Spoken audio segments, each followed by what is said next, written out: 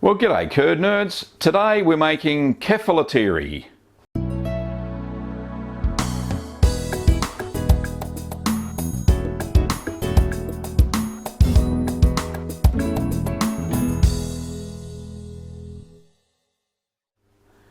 Now, Kefalotyri is a Greek cheese. It's one of the few cheeses that you can use to make Saganaki, which is a Greek dish. It means, well, it's fried cheese. A Saganaki is actually the pan that you cook the cheese in. And this cheese doesn't have a tendency to melt very well. So it's perfect for dusting a little bit of flour, maybe a little bit of egg, and then frying it in olive oil. Anyway, so I've made the cheese. Let's see how I made it. So for this cheese, I am using Inglenook Dairy unhomogenized full cream milk, which is about 3.8% fat. So the ingredients are 10 litres of whole milk. Now that can be cow's milk, sheep's milk, or even goat's milk. Adding 1/8 of a teaspoon or a dash of Thermophilic starter culture. 1/2 a teaspoon or 2.5 millilitres of calcium chloride, diluted in 1/4 cup of cool non-chlorinated water. I'm adding 1/2 a teaspoon of liquid rennet, which is 2.5 millilitres, and the strength is IMCU 200, diluted in 1/4 cup of non-chlorinated water. I'm using a saturated brine solution at 18% and some white or cider vinegar for later on. Now we're going to bring the milk up to the target temperature of 33 degrees Celsius or 92 degrees Fahrenheit. So once that target temperature has been reached, which will take about 30 minutes, we just take all of the utensils out of the pot and we're going to sprinkle our thermophilic culture over the top. So this is 1/8 of a teaspoon or a dash using the mini measuring spoons.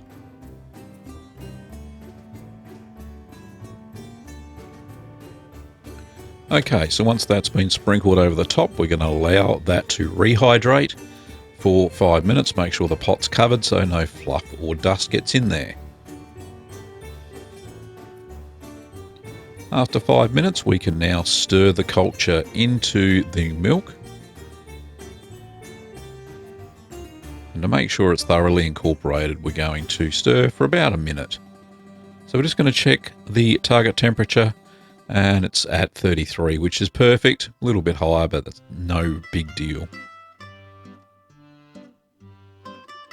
So just making sure that's fully incorporated into the milk before we allow it to ripen.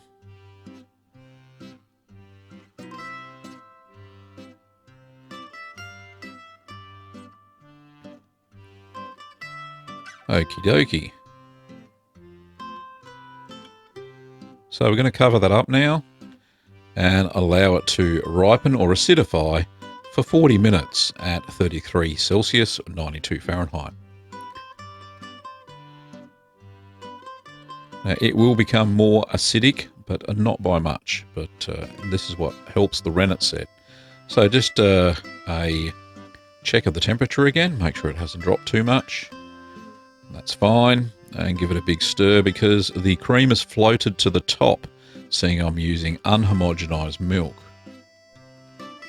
So once I think I've reincorporated the cream back in again, I'm going to add the calcium chloride solution. And that adds soluble calcium back into the milk again because that is destroyed sometimes during the heat treatment.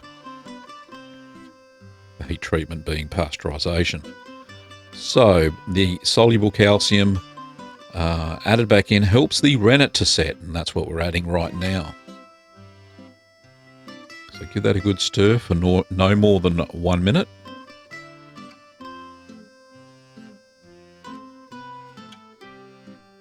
There we go. So remove all your utensils, cover and allow the milk to set for 45 minutes at 33 degrees Celsius or 92 Fahrenheit. So the heat is off now, just for those who want to know. So after the time, we're just going to check for a clean break. Now, it looks a bit sloppy to me, so I decided to err on the side of caution and wait another 10 minutes before I checked with my knife. No, it's still pretty sloppy. Anyway, All right, that's enough checking, Gav. All right, put the lid back on the pot and wait. Oh, what's he doing? Sending a text to his mum. Right, there we go. 10 minutes. Okay. So 10 minutes later, Gavin is going to check for a clean break. There we go. Much better. Doesn't look sloppy at all. Right, so that's ready to go. Big thumbs up. Thank you very much. We're going to cut the curd into very small pieces. First of all, I'm just cutting it horizontally. And then I'm going to do the verticals. I'm trying to get as close as I can. And then I decided, hey, maybe I should follow one of the recipes that I cobbled this together from and actually use a balloon whisk. So just cutting that up first because I can. Trying to get it as close as I can, but I couldn't manage it. So it was out with a trusty balloon whisk in a second. Here we go. There we go. Right, so just stabbing it up and down gently. And this helps break the curd up into plump rice size cubes. Cubes, bits. Okay, pop the lid back on again, and we're going to allow the curds to stand and heal for 10 minutes. So 10 minutes later, you'll see a bit of whey on the top there. That's normal. And we're going to use the whisk to stir and cut any large bits if there are any.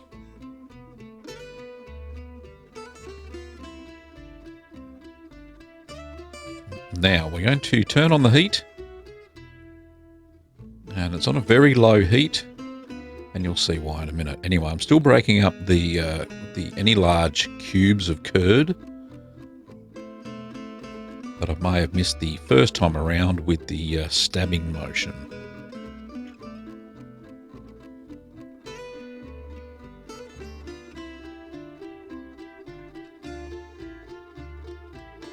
So once all the big bits are gone, we're going to gently stir the curds for 40 minutes.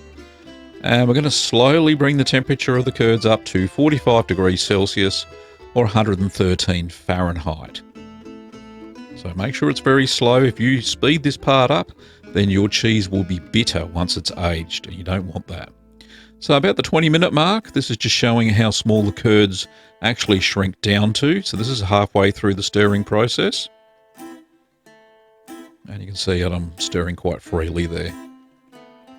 And this is at the full-time mark, and we're at 45 degrees Celsius, which is absolutely perfect. And they are actually not so plump rice grain size. The curds are very small, very tiny indeed. So I'm going to pop the lid back on, and I'm going to take that off the heat because I know if I left it on my steamer it would continue to heat, and that will not be good. So we're going to allow that to settle to the bottom of the pot for 15 minutes.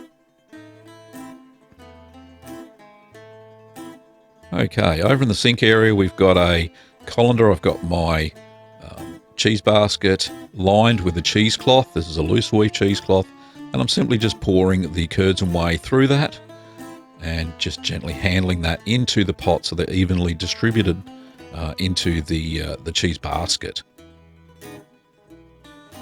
Okay, this makes it fairly simple. Okay, so I'm just pulling the cheesecloth down with my hand on the top so there are no ripples in the cheesecloth when I go to press it. Just going to move over to the sink now. From the sink to the side. And we're going to press at 15 kilograms, which is 33 pounds, for 30 minutes. This is a fairly firm pressing. I'm trying to get all those little curds to knit together and to form one cheese. And in this case, Kefalotyri. Okay, so that's an estimation. It needs to be fairly firm.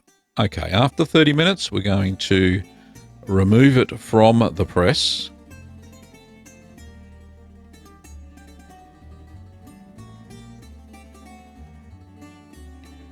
And make sure this is quite sticky, so it does stick to the cheesecloth sometimes. Now you can prevent this by spraying your cheesecloth with white vinegar beforehand. I actually forgot to. I just made sure that the cheesecloth was moist. It kind of helps usually. Anyway, so turn that over, pop that back into the basket and press at 22 kilograms or 50 pounds for at least 12 hours. I did it overnight. I think it was about 14 hours, but 12 hours is spot on. So I'm pushing my 50-pound spring all the way to the bottom so it's fully closed. That's how I know what pressure it is. Okay, and then the next day I'm going to remove the cheese from the press and place it into my brine for 10 hours. Now make sure that you turn it halfway, so at the 5-hour mark just flip the cheese over. Now it may stick a little bit, no it's actually okay. So now I notice there's a ridge on it, so I'm just cutting off any excess there with a sharp knife.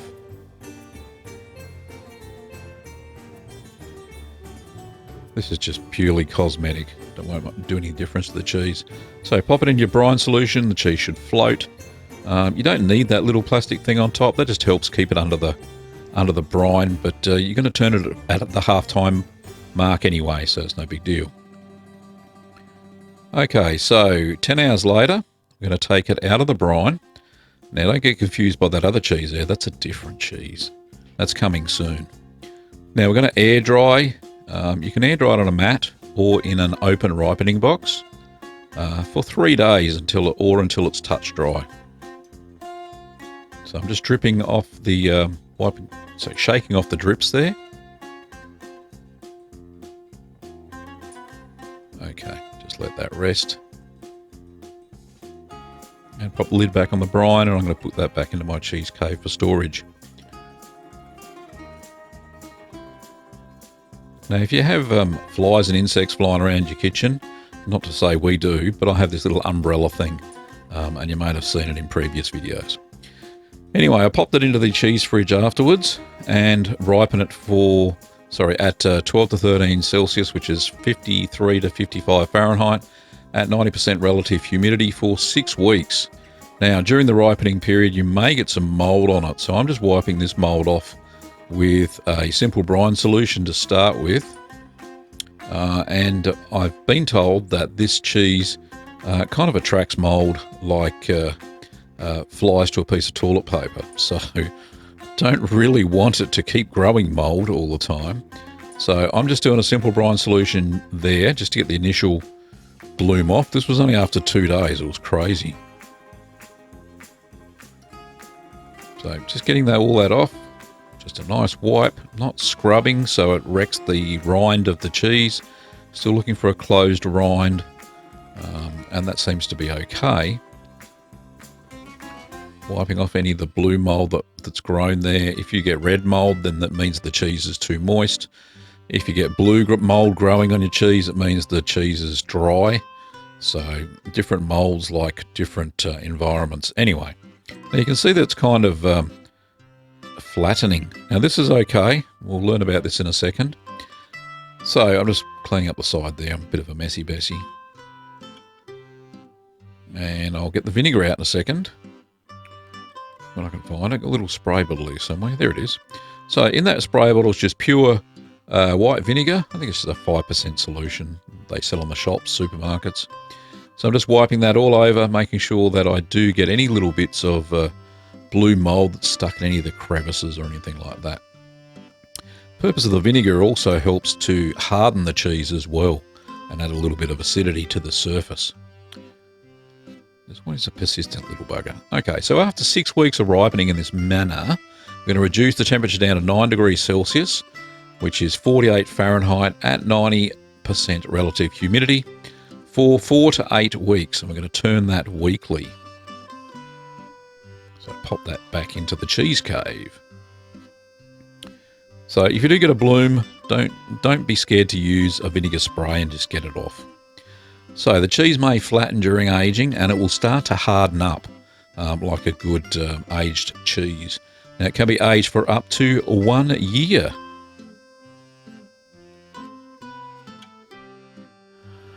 So as you can see, it wasn't too hard at all. Nice, simple, pressed thermophilic cheese. And it should age very well. Now I'm going to put this into the cheese cave. Well, it's actually been in there for a week already.